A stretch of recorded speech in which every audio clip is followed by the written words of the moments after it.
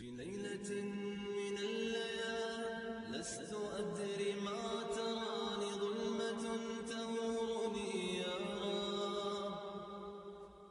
الأرض ضاقت والسماء وقلبي ما رفض ضياء تموت أبكي يا إلهي يا إلهي يا إلهي يا إلهي.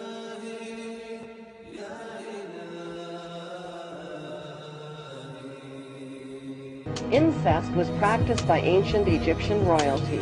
Mothers married sons and brothers married sisters to keep the power and the money all in the family.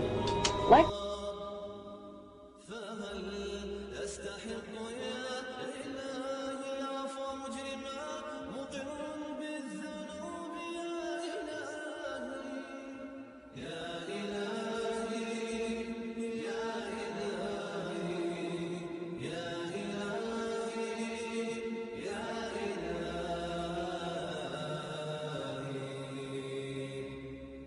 أنت الذي خلقتني رحمتني ورزقتني دوما يا رب قد كنت معي، لكنني نهيت عنك نسيت ما قد كان لك وسرت في طريقي يا إلهي يا إلهي يا إلهي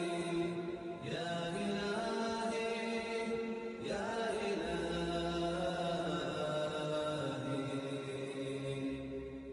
أنت الذي خلقتني رحمتني ورزقتني دوما يا رب قد كنت معي،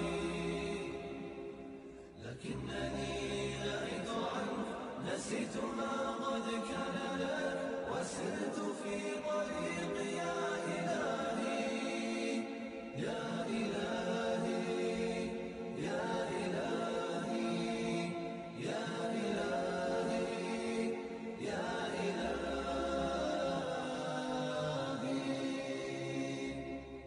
واليوم يا ربي أعود من ظلمة خلف الحدود، فالقلب منكسر وطرف حائر، وأنا الغريق فلا أرى إلا سواك لمنقذا، لا منجا ولا منجا إلا أنت يا إلهي يا إلهي يا إلهي يا إلهي.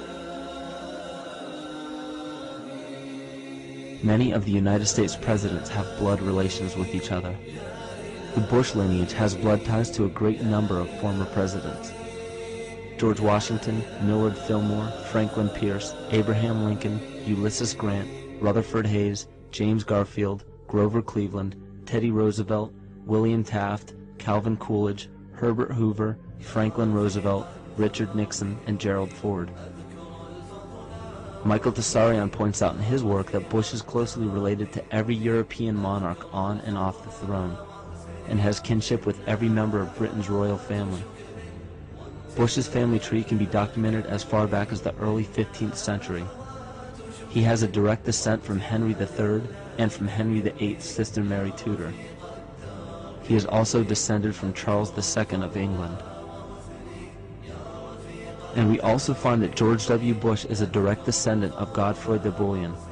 Godfrey was the first king of Jerusalem after he recaptured it from the Saracens, which was the name for the Islamic faith during the Middle Ages. It is interesting to note that the current occupation of the United States in the Middle East was re-established by the same family, George Bush Sr. in 1991, and again by George Bush Jr. in 2003. George Bush Jr. is then found to be a cousin to both opposing candidates of his 2 terms in office, Al Gore and John Kerry.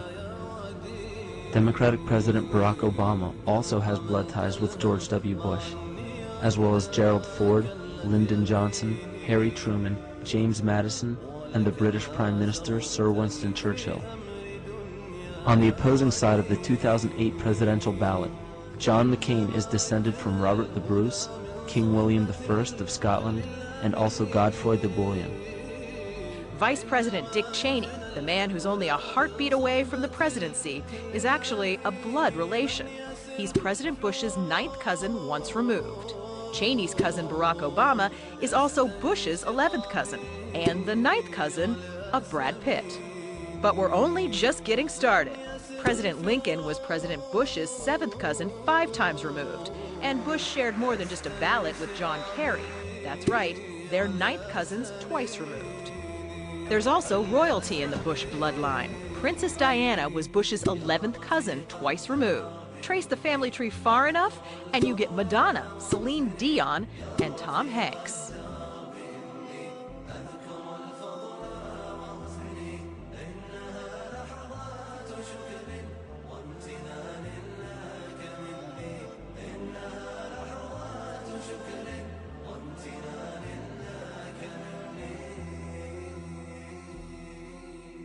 يوزن المرء بمن صاحب واختار وليا وأنا اخترتك فازددت رقيا ورقيا يوزن المرء بمن صاحب واختار وليا وأنا اخترتك فازددت رقيا ورقيا أنت لي نبع من الإخلاص يبقى أبديا أنت لي نبع من الإخلاص يبقى أبديا لم أزل أحمد ربي أن لي خلا وفيا لم أزل أحمد ربي أن لي خلا وفيا خلا وفيا يا رفيق الدرب إني أذكر الفضل واغفني يا رفيق الدرب إني أذكر الفضل واغفني إنها لحظات شكر وامتنان لك مني إنها لحظات شكر وامتنان لك مني يا رفيق الدرب إني يا رفيق الدرب إني يا رفيق الدرب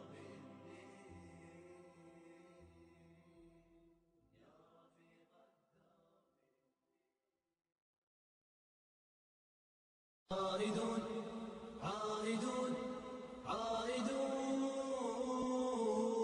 عائدون عائدون عائدون عائدون أمة القرآن آن أن تقومي من جديد أن تعيدي الخير للأرض تعطين بجد أمة القرآن آن أن تقومي من جديد أن تعيدي الخير للأرض تعطين. Ladies and gentlemen, the very word secrecy is repugnant in a free and open society, and we are, as a people, inherently and historically opposed to secret societies, to secret oaths, and to secret proceedings. For we are opposed around the world by a monolithic and ruthless conspiracy that relies primarily on covert means for expanding its sphere of influence, on infiltration instead of invasion, on subversion instead of elections, on intimidation instead of free choice, on guerrillas by night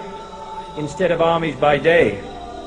It is a system which has conscripted vast human and material resources into the building of a tightly knit, highly efficient machine that combines military, diplomatic, intelligence, economic, scientific, and political operations. Its preparations are concealed, not published. Its mistakes are buried, not headlined. Its dissenters are silenced, not praised.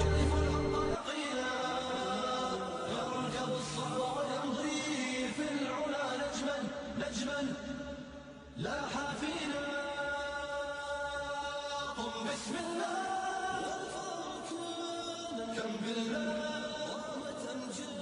قم بسم الله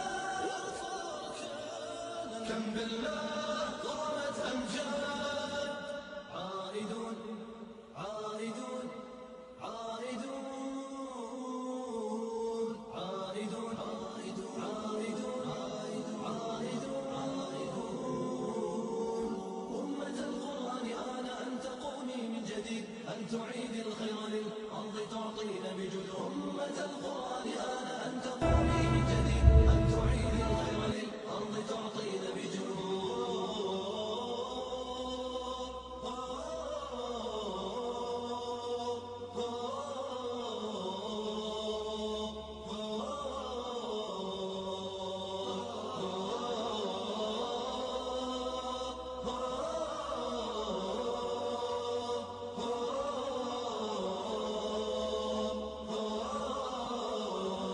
They hope to establish a violent political utopia across the Middle East, which they call a caliphate, where all would be ruled according to their hateful ideology. This caliphate would be a totalitarian Islamic empire encompassing all current and former Muslim lands, stretching from Europe to North Africa, the Middle East, and Southeast Asia.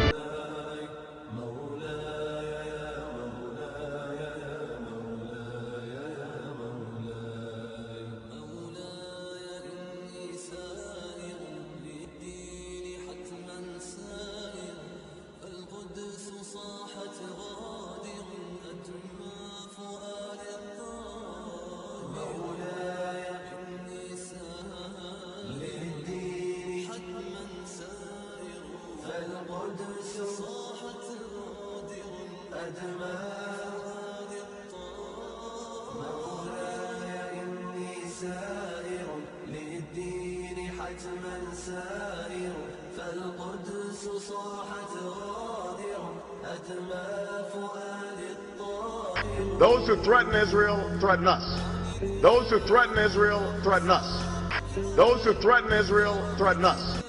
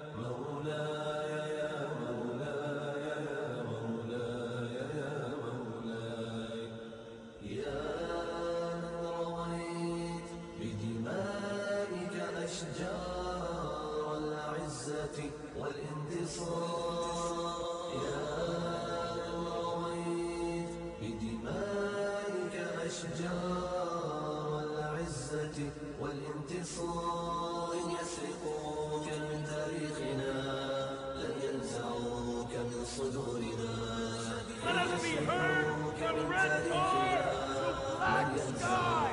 Tonight, let us make them remember. This is Zion, and we are not afraid. إنما الناس قضاء